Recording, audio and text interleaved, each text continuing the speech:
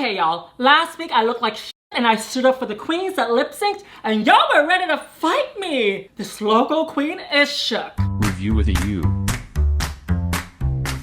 Watching the video back, I was like, God damn, Yuhua, you look like shit. The hair was messy, the makeup was messy, but y'all have to forgive me, okay? I was in drag for 9 hours till I filmed that. Mama's had a long day of hooking. Now, I defended the girls saying that in order to give a fierce lip sync, they have to be mentally prepared, physically prepared, and spiritually prepared.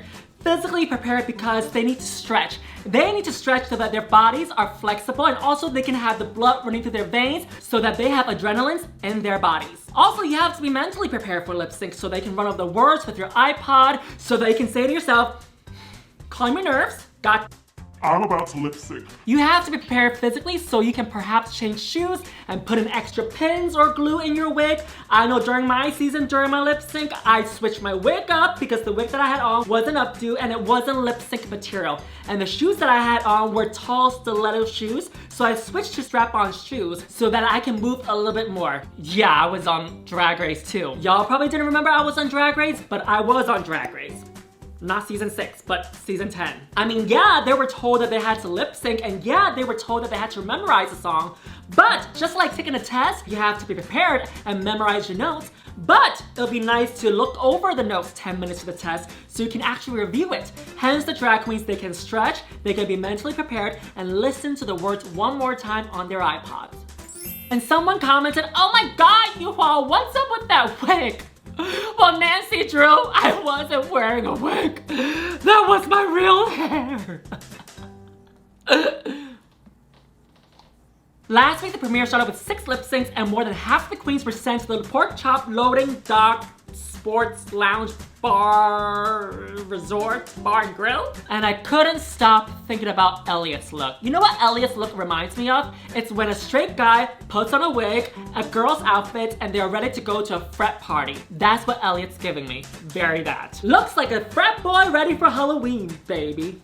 Anyway, cut to RuPaul telling these hoes that they can return to the competition, but they have to give their fellow queens the chop. Now this is some all-stars BS. They went around the table not wanting to name names because they haven't met each other yet and they don't know what each other's strengths and weaknesses are. But being an alumni, yes, again, I was on season 10, if you don't remember, I would have been like, okay, I'll pick you, you, or you, or you, because I want to move this shit along. Because the faster we wrap this shit up, the faster we get to go to lunch. Y'all want to starve and be nice, or do y'all want to eat? I want to eat. The voting starts and Joey says she's voting Elliott out because she doesn't see any wow factors in her. Does this watch Bootleg Opinions? Now, is this wowing to me? No. This look is not really that wow for me. Then Kahmora says, eeny, meeny, miny, mo, Utica, you gotta go. But I think Utica's wig is already gone and has been on vacation. But I am curious though, if anybody voted for Tamisha after she said that she was the only black girl, and don't vote her out. The voting ended and it was a tie between Utica and Elliott with 2 T's, not to be confused with Elliott with 1 T. And she was told that she was given the pork chop. And I thought the Drag Race fandom was terrible. No, bitch. The production team is more worse. The crimes are coming from inside the house! And if I was in Elliott's shoes, I would have thrown a tantrum bigger than Dahlia Sin. I would have been like, y'all bitches flew me here on coach class, made me spend all this money just so I could be sent home within 5 minutes? I mean, to be fair, Elliott's wig does make her look like she's about to speak to the manager, and not in a good way. It's a new day in the workroom, or is it just me, or is there actually something funky about Tina's boy makeup? And the queens talked about how Kandy Muse is there to cause trouble. And I agree, I know Kandy Muse from New York City. One time she set my house on fire and threw my dad down a flight of stairs. And by father, I mean Serena Chacha, my drag mother. Because you know, I only learn it from the best. Then Ru appears on the TV screen. I wonder if they actually lock her in the basement and record all these in the same day for all the seasons. Then Ru surprised all the girls by bringing in Elliott with 2 T's, not to be confused with Elliott with 2 teeth, that she is still part of the competition. That was so fucking cringy, sorry. That she is still part of the competition and the queens are shocked! Surprise, queens! Drag Race is full of twists and turns. This is what you sign up for, mama. Ru mentions that nobody is a loser, that many iconic queens that went on first, such as Pork Chop, Shangela, and Vanjie, they have reached international fame. Notice the shade again. Ru only says those 3 names, so if everybody's not a loser, then what the f am I? Am I Yuhua a winner? Get it? Ru also advises the girls to not feel like a loser, except to be loose down there. The queens were told that they had to give 2 devastating looks, a daytime look and a nighttime look. While getting ready, Gottmik said that they have dreamt about getting ready in front of the workroom mirrors. Same here. And then I realized that, God, these lights are hot. As I'm putting on my makeup, I was melting at the same time. Painting it on, melting. Painting it on, melting. No thank you. Kandy talks about how she's finally a Ru girl and no longer an adjacent Ru girl because all her friends are Ru girls. Totally relate because, as y'all know, I'm a local queen disguised as a Ru girl. To this day, I don't know how the f I got on the show, girl. My audition tape was sh. I've seen other queens lip sync performances and their tapes, and I'm like, God damn, y'all have production, y'all have lights, y'all have a setup, y'all have background dancers. Mine was absolute garbage. Now here's what I have to say to anybody that's thinking about auditioning for Drag Race. If I can get on, you can get on too, girl. And if you're nervous about being a hot mess during performing, just think about this. The audience have seen worse. Me. The first runway is daytime drama, and if you want to see what our bootleg opinions with me and my very special guest, Kandy Davenport, make sure you go check out my Patreon for the review. Because if you're not watching bootleg opinions, you're only getting half the hamburger. We're more than just a Patreon group. We're actually a family and a cult. And I know everybody in my Patreon family by their names.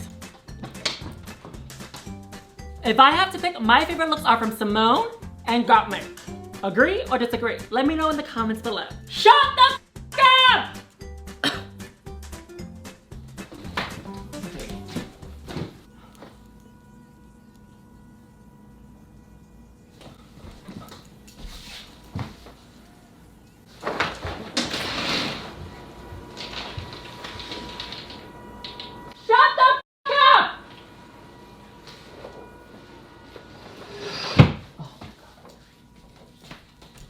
Trying to record a YouTube video. The girls think that Elliott is here as a spy / mold, and the queens think that Elliott is here as a spy / mold, but non-stop.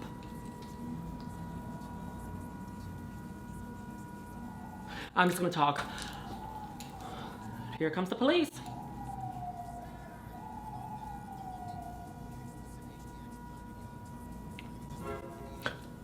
Okay, but personally, I think that they're just overthinking. She also asked Kandy if she might go home first because in the past seasons, queens that said they're from a house, for instance, Miss Vanjie and Dahlia, they all went home. You see, that's where you're wrong, Elliott, because Kahana went home early too. The queens think that Elliott's attacking Kandy, but again, I think they're overthinking, and the call is coming from inside the house again. For the main challenge, Ru announces that they have to perform their own version of Congratulations, sponsored by Work the World. I personally have never been on Work the World, but I am here to work on your nerves with these cringy reviews. But you can catch me and my Asian sisters on Walk the World, where we cook without walks. Or is the walk like this? I don't cook, girl. While writing the lyrics, did anybody notice the length of LaLa Ri's tongue? No wonder her name is LaLa Ri. LaLa Ri. Gross. Olivia says she composes and writes music. Well, wanna know something? I write for Bootleg, and I am the CEO of Bootleg. Elliott is super nervous that she might get sent home again for the 10,000th time. But don't worry, Elliott, they'll at least fly you back home on coach. For me, during my season when I got eliminated, they put me in a UPS box and shipped me back to New York City. All the budget money was spent on Christina Aguilera, girl. While writing the lyrics, the queens are super nervous that the lyrics will stick with them forever. Alexa, play Roxy Andrews' Read You Wrote You. I'm Roxy Andrews and I'm here to make it clear. I know you love me, baby. That's why you brought me here. Skip. I'm coming up, you're going crazy. Time for the queens to rehearse on the main stage, and it is absolute chaos, and I love it. They are clueless of who's in charge, and I have to say, queens, pick someone in charge, mama. Elliott suggests that they should have the skeleton of the choreography first, then clean it up as they go along, and focus on the minor details later. Which I can totally relate to because during my season, during the group performance, my group was more worried about what color they should wear, how they should be dressed, when I think that we should be more focused on the performance.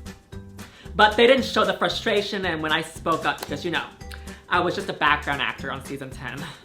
It's elimination day, and Elliott is super duper uber shook about the fact that she might go home. But Elliott, I have to tell you, you have been turning the party in the day look and the night look, and even during the rehearsal that I wouldn't be surprised if you even slayed in the actual performance. Gottmik reveals about their transition, and thank you so much for sharing your story, and I'm sure millions of Americans and people worldwide can be impacted by your story. Then, here's the part. Elliott finally announces that the eliminated queens eliminated her. I mean, like, are the rest of the queens, like not thinking? If I was them, I would have asked her immediately after she walked into the workroom and be like, so what happened after you left? What happened to the other girls? Why were you brought back? I mean, I would have been in the Nancy Drew of it all. And the shade of it all is that Elliott didn't even bother mentioning it until now. I would have asked Elliott what the happened right after Ru left the room. Kandy talked about if somebody messes up, just keep going and make it seem like it's part of the performance. Roll a tape. Kandy Muse seems like Kandy confused. Cut to the main stage and all the queens come out to do their performances. Their beginning looks like Katy Perry's performance at the Super Bowl. Kandy's verse? No idea what she's talking about. It was like Mayhem's verse from All Stars. No idea what the was singing. No idea what she's talking about. And then Kandy Muse forgets the choreography. Cuts to Canada's Drag Race. Sorry!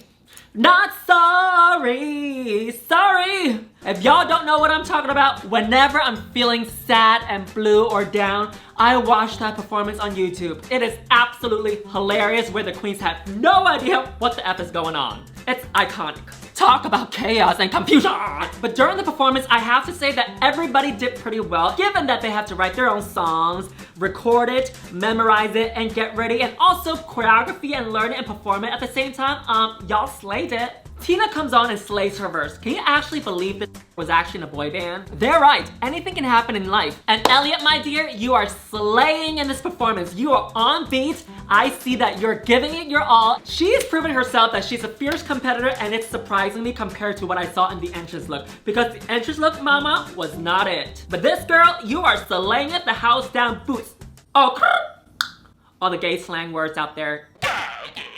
Time for the main runway, and the category is La May You Stay. And if y'all want to hear our bootleg opinions of me and Kennedy, make sure you check out my Patreon. Support local drag today! During the critiques, Ross says that they don't know what Kandy Muse is talking about 95% of the time, which got me thinking. Ross, you might like me too, because more than 95% of the time, I don't even know what the I'm saying as I'm watching my bootleg opinions. My grammar is horrible. Can you believe that I actually wanted to be an English teacher when I was younger? Girl, I can't even get my English together. Hence teach. Ru tells the queens that nobody is going home. God, I just watched an entire episode and God, nobody is going home. It's like watching the Christmas special. Everybody wins, everybody is safe. I know I said last week that I don't want anybody to go home, but like, girl, come on. It's episode 2. Just imagine next week, nobody goes home too. Come on! Symone and Olivia were in the top 2 and they lip synced to Break My Heart by Dua Lipa to win a cash prize of $5,000. Basically my annual salary. The performance was decent. I wouldn't say it's a song that you probably want to lip sync to because there's no climax. It was a song, again, just like Carly Rae Jepsen's song that you can tap to. Left, right, left, right, left, right. It was like very like this. No climax.